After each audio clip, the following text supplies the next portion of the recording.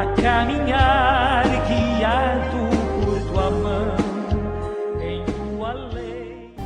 Queridos telespectadores da TV Nazaré, nós estamos de volta, mais uma vez, com a graça de Deus, permitindo que se realize esse programa. E nós temos examinado, no decorrer desse tempo, os dons carismáticos. E ficamos com o último dom, para que nós possamos saber como ele acontece e também para usá-lo aqui nesse programa hoje. Então, esse dom é o dom chamado dom de cura. O dom das curas. A gente costuma às vezes dizer, fulano tem o dom de curar. Tem o dom realmente, porque quem cura é Jesus. Não vamos nos esquecer disso. A palavra lá no Êxodo, capítulo 15, versículo 26, diz: Eu sou Yahvé, aquele que cura. Portanto, é Deus quem cura. E por que curar? Certamente porque há alguém doente. E São Paulo nos diz que há 3 dimensões: o corpo, a alma e espírito. E nessas 3 dimensões, nós precisamos de cura. A cura física, a gente vê normalmente como aquela cura que é feita nos hospitais, com médicos, com remédios. Isso é de Deus também. A nossa primeira atitude, no entanto, ao adoecermos fisicamente, é a gente rezar para em seguida procurar o médico. Tal como está na palavra no livro do Eclesiástico, capítulo 38, versículo 9 e seguintes. Meu filho, se estiveres doente, não te descuides de ti, mas ora ao Senhor que te curará. Afasta-te do pecado, reergue as mãos e purifica teu coração de todo pecado. Oferece um incenso suave e uma lembrança de flor de farinha. Faze a oblação de uma vítima gorda. Em seguida, dá lugar ao médico, pois ele foi criado por Deus. Que ele não te deixe, pois a sua arte é necessária. A cura física, portanto, é importante. Tão importante que Jesus curou pessoas que tinham enfermidades no seu corpo. Coxos, aquele homem da mão seca, o fluxo de sangue, lepra e etc. Jesus podia curar sem medicina. Fez isso várias vezes e hoje ele ainda continua curando dessa forma, usando os seus servos. Em Mateus, no capítulo 9, versículo 35, está dito, ou melhor, Jesus diz: vocês vão fazer, né? Vão sair, vão andar e igualzinho como eu fiz. Porque ele percorria todas as aldeias, ensinava nas sinagogas, pregava o evangelho do reino, curando todo o mal e toda enfermidade. Jesus não tinha medo do sensacional. Há pessoas que têm medo do ministério de cura por causa disso.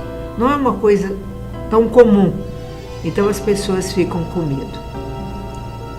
Mas nós temos que olhar a palavra de Deus, né? Orar pela nossa cura, e é o que nós vamos fazer daqui a pouco. E atenção, Deus não nos cura de acordo com os nossos planos. Ele cura segundo a sua vontade. Mas nós hoje temos que continuar a sua missão. E como nós temos carência de pessoas que se coloquem à disposição do Senhor para esse ministério de cura. É o próprio Jesus quem diz: a messe é grande, os operários são poucos. Pedi, pois, ao Senhor da messe que envie operários. Nós precisamos pedir nas nossas orações que o Senhor envie operários também nessa área do ministério de cura. No tempo de Jesus, as pessoas estavam assim cheias de expectativa e de fé. Era uma fé expectante que elas tinham. na medida que elas observavam o Senhor operar maravilhas. Eu digo para vocês que particularmente eu tenho a convicção de que Ele cura, Ele continua curando.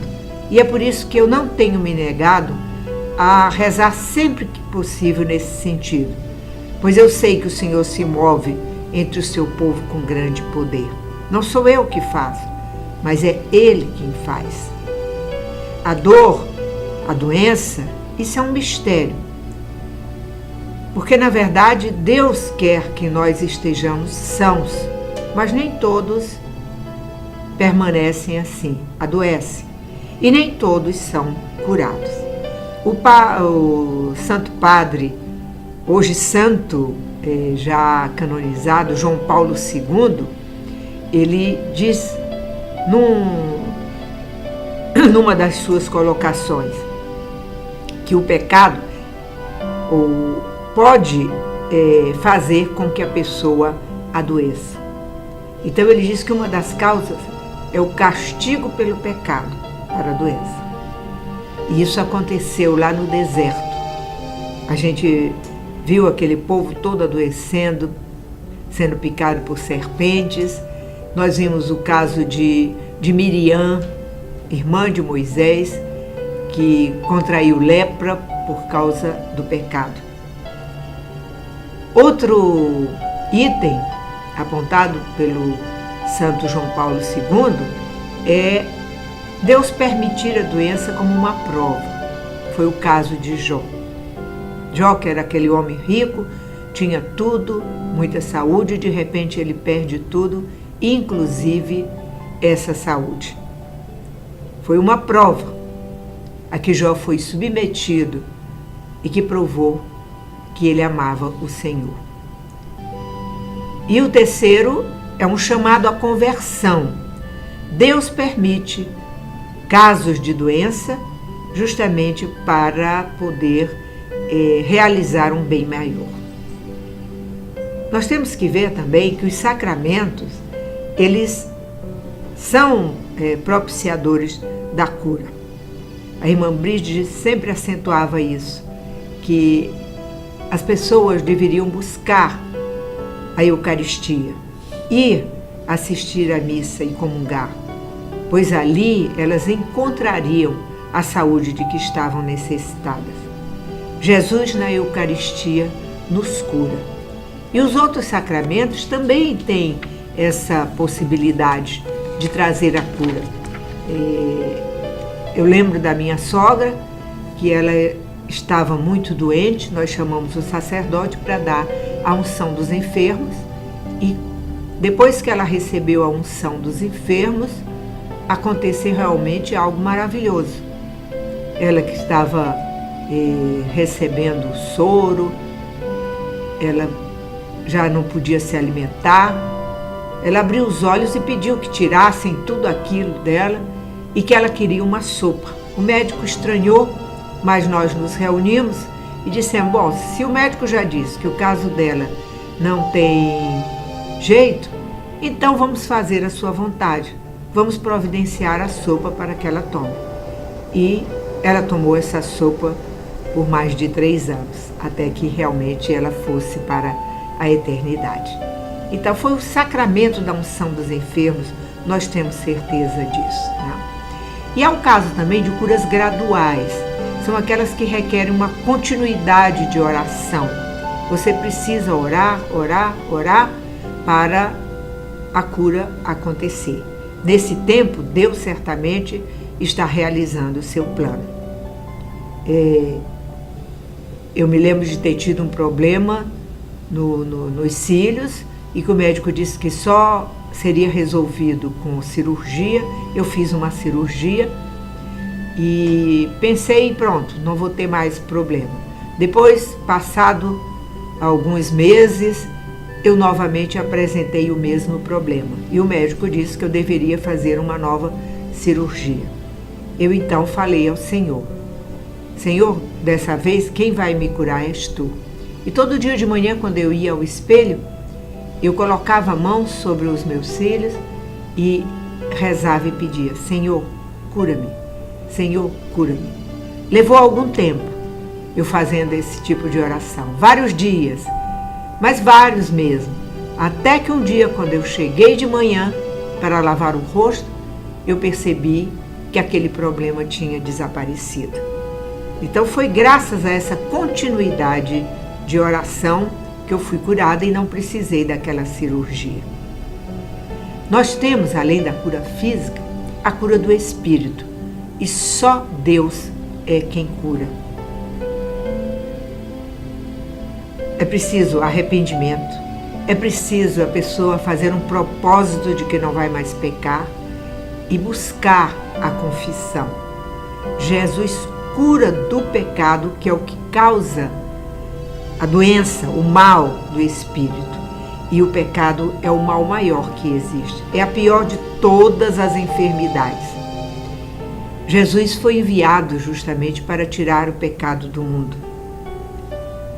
Quando João estava batizando no deserto e avistou Jesus, ele exclamou: Eis o Cordeiro de Deus, aquele que tira o pecado do mundo. E Jesus veio para nos libertar de todo o pecado.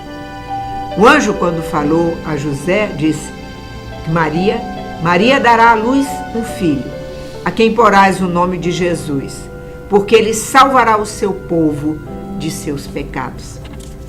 Então nós estamos vendo aqui, nessa cura do espírito,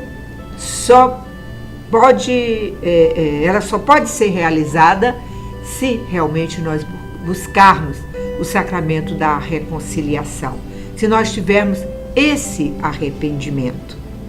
É claro que se alguém se arrepender do seu pecado e morrer antes de ter podido se confessar, não por negligência, mas por algum outro impedimento, essa pessoa recebeu essa cura do espírito. A saúde completa que Jesus oferece consiste em passar da vida de escravidão para a verdadeira liberdade, da condenação para a libertação de toda a culpa, das trevas para uma vida de luz. Está dito lá em 1 Colossenses: Ele nos arrancou do poder das trevas e nos introduziu no reino de seu Filho muito amado. A cura de Jesus nos faz sair de uma vida de pecado para uma vida de santidade. Tito diz: Um dia apareceu a bondade de Deus, nosso Salvador, e seu amor para com os homens, e não por causa das obras de justiça que tivéssemos praticado, mas em virtude de sua misericórdia. Ele nos salvou mediante o batismo de regeneração e renovação pelo Espírito Santo, que nos foi concedido em profusão por meio de Cristo nosso Senhor. Então, essa saúde que Jesus nos oferece nos faz deixar de sermos filhos do demônio para sermos verdadeiramente filhos de Deus. Quem peca é do demônio, e Jesus veio e nos redimiu do pecado. Nós vamos fazer um intervalo e voltamos já para dar continuidade ao que estamos tratando hoje.